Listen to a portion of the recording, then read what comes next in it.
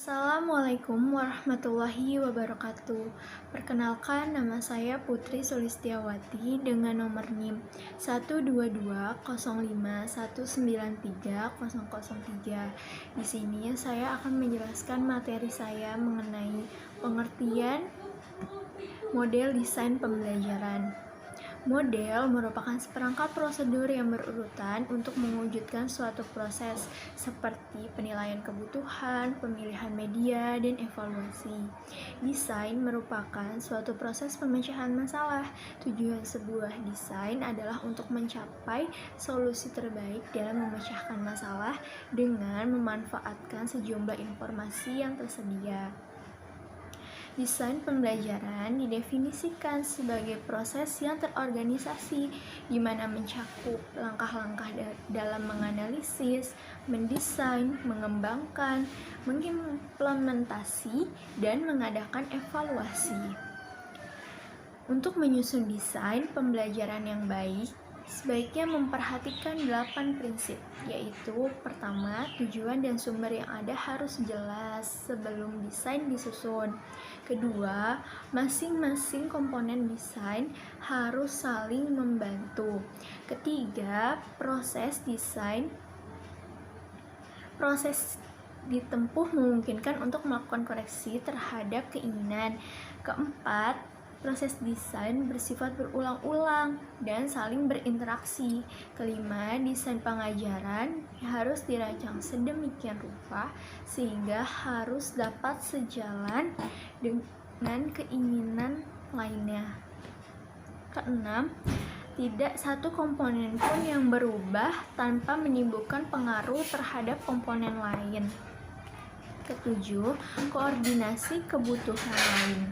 Kedelapan, nilai belajar peserta didik berdasarkan tujuan.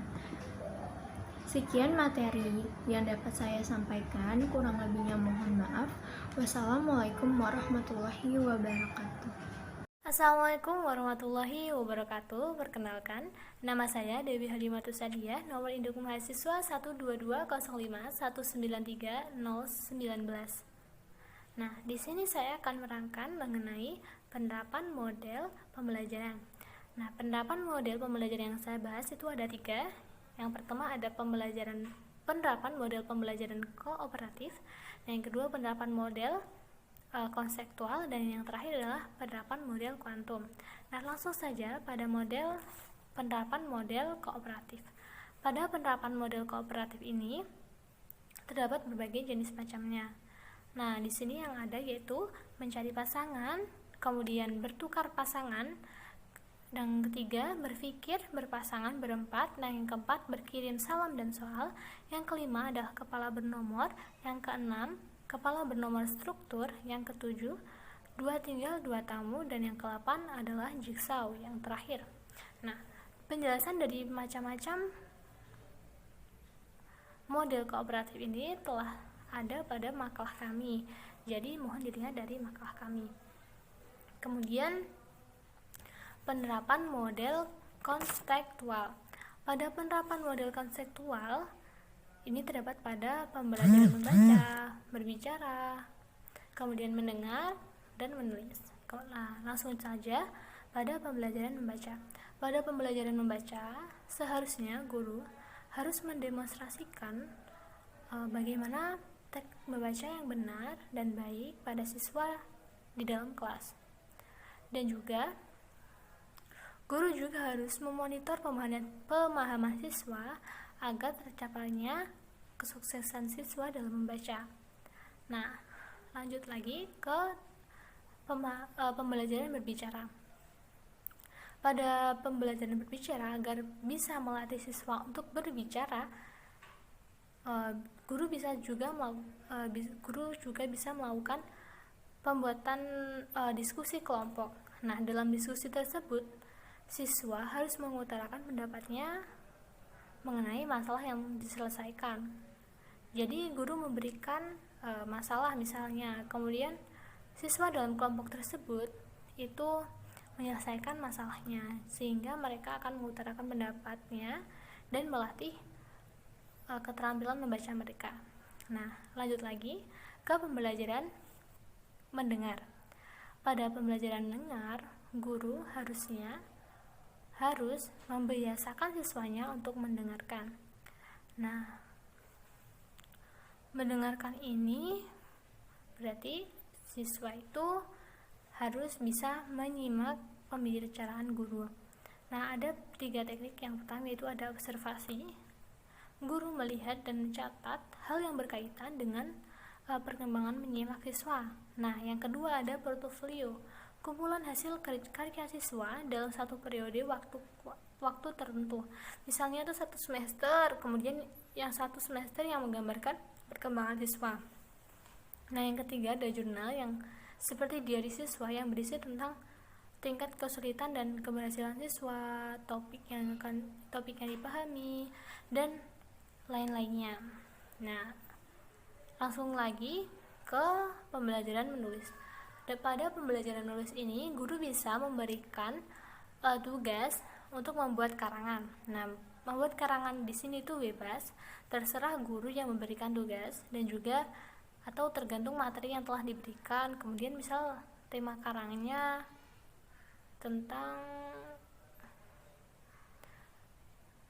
sahabat gitu atau lain-lainnya. Nah, yang lanjut lagi, yang terakhir yang saya bahas adalah penerapan model kuantum. Pada penerapan model kuantum ini bisa dilakukan dengan permainan bahasa. Kata-kata itu disusun untuk menjadi huruf-huruf itu disusun agar menjadi kata dan lain sebagainya. Sekian dari saya, kurang lebihnya saya mohon maaf. Sekian. Wassalamualaikum warahmatullahi wabarakatuh. Assalamualaikum warahmatullahi wabarakatuh. Saya Mufidah Hafidhatul Iklima dengan NIM 12205193115. Di sini saya akan menjelaskan tentang penerapan model pembelajaran. Penerapan model pembelajaran tematik, yaitu peserta didik memperoleh kemampuan berbahasanya dari bertanya, menjawab, menyanggah, dan beradu argumen dengan orang lain. Selanjutnya, penerapan model pembelajaran PAIKEM, yaitu guru dapat melakukan beragam media pembelajaran seperti gambar, lingkungan, proyektor, alat peraga, dan lain-lain. Selanjutnya, penerapan model pembelajaran kolaboratif. Yang pertama, siswa dalam kelompok membagi tugas masing-masing. Yang kedua, semua siswa melakukan membaca, berdiskusi, dan menulis. Yang ketiga, kelompok kolaboratif menyepakati hasil diskusinya. Yang keempat, guru memilih secara acak dari salah satu kelompok tersebut untuk mempresentasikan hasil diskusinya. Yang kelima, masing-masing siswa melakukan elaborasi, inferensi, dan revisi. Yang keenam, hasil tugas masing-masing siswa disusun per kelompok kolaboratif. Sekian dari saya. Wassalamualaikum warahmatullahi wabarakatuh. Assalamualaikum warahmatullahi wabarakatuh. Perkenalkan, nama saya Arina Hidayatul Husna. Saya dari kelompok 4 Pendidikan Bahasa Indonesia. Di sini saya akan sedikit menjelaskan tentang macam-macam desain pembelajaran bahasa dan sastra Indonesia. Yang pertama yaitu model pembelajaran kooperatif. Pembelajaran kooperatif adalah pembelajaran yang menekankan pada adanya aspek kooperatif atau kerjasama antara satu siswa dengan siswa yang lainnya. Kerjasama yang dibangun dalam model pembelajaran kooperatif adalah kerjasama yang terstruktur dan terencana dengan baik. Yang kedua yaitu model pembelajaran kontekstual.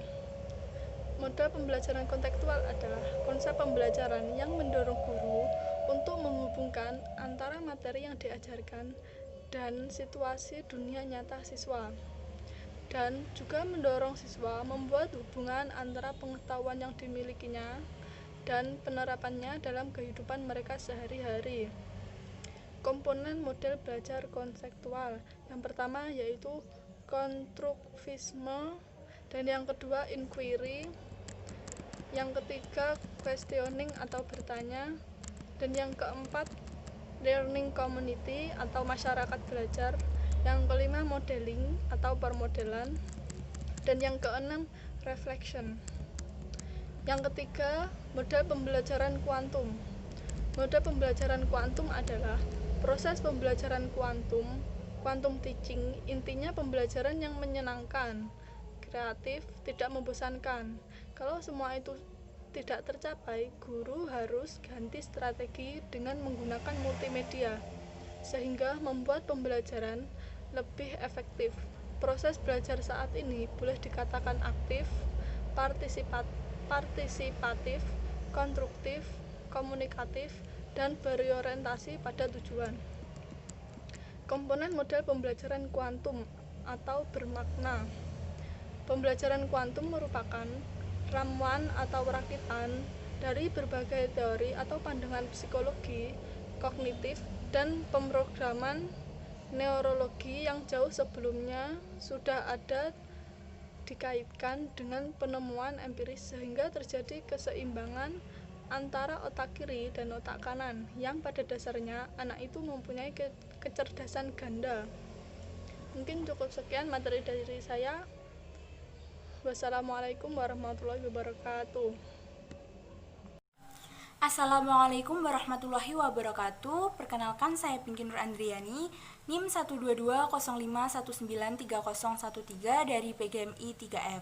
Di sini saya akan melanjutkan materi yang tadi telah disampaikan oleh teman saya Arina dengan pokok bahasan macam-macam desain pembelajaran bahasa dan sastra Indonesia MISD, yaitu yang selanjutnya adalah model pembelajaran tematik, paikem, dan kolaboratif. Model pembelajaran tematik. Model pembelajaran tematik adalah pembelajaran berdasarkan tema untuk mempelajari suatu materi guna mencapai kompetensi atau keahlian tertentu. Model pembelajaran ini cocok digunakan untuk anak usia kelas 1 sampai kelas 3 SD karena kontekstual dengan dunia anak-anak. Ada 3 komponen pembelajaran tematik. Yang pertama adalah jaring laba-laba, yaitu beberapa mata pelajaran yang dikaitkan dalam satu tema dan setiap mata pelajaran diajarkan seperti biasa menggunakan jadwal pelajaran. Contohnya adalah IPA, Matematika, dan Bahasa Indonesia dikaitkan dengan satu tema zat cair. Kemudian terpadu, yaitu pembelajaran dari satu tema ke tema yang lainnya. Kemudian keterhubungan, yaitu pembelajaran dalam satu mata pelajaran yang menggunakan tema untuk mengaitkan subbab atau bab satu dengan bab yang lain. Setelah model pembelajaran tematik, kita beranjak pada model pembelajaran paikem. Apa itu model pembelajaran paikem? Model pembelajaran paikem adalah pembelajaran aktif, inovatif, kreatif, efektif, dan menyenangkan. Kemudian kita beranjak pada pokok pembahasan terakhir, yaitu model pembelajaran kolaboratif, yaitu didefinisikan sebagai filsafat pembelajaran yang memudahkan para siswa bekerja sama, saling membina, belajar, dan berubah bersama, serta maju bersama pula.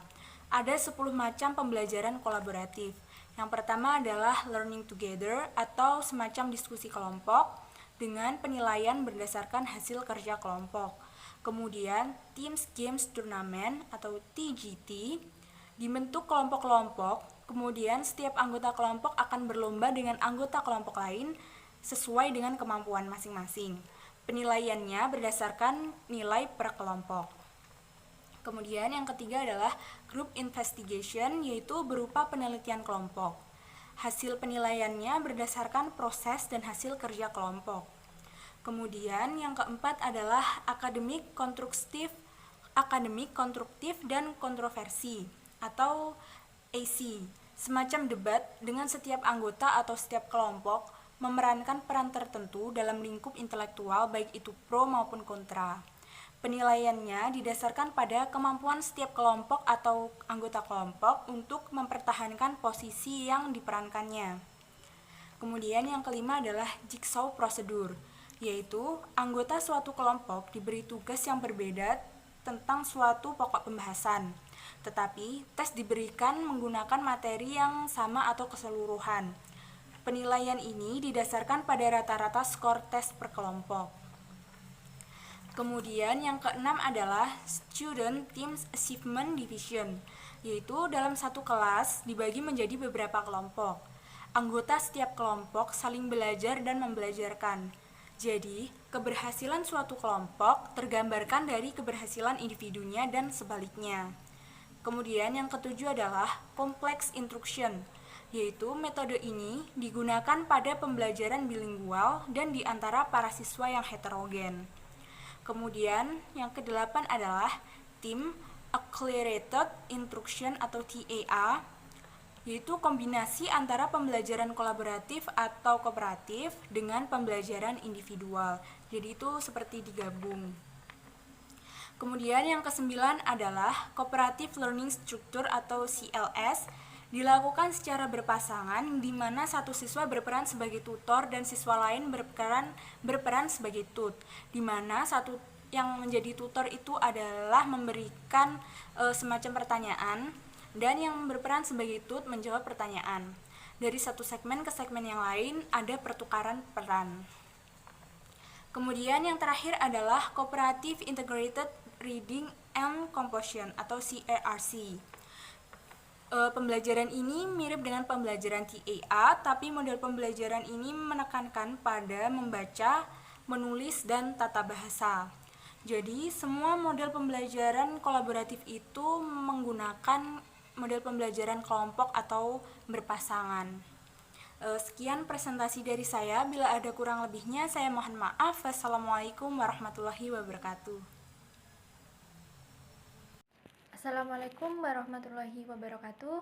Perkenalkan, nama saya Revi Vikadila Nur Samsiah dari kelompok 4. Di sini saya akan menjelaskan tentang pembelajaran Bahasa dan Sastra Indonesia MI atau SD.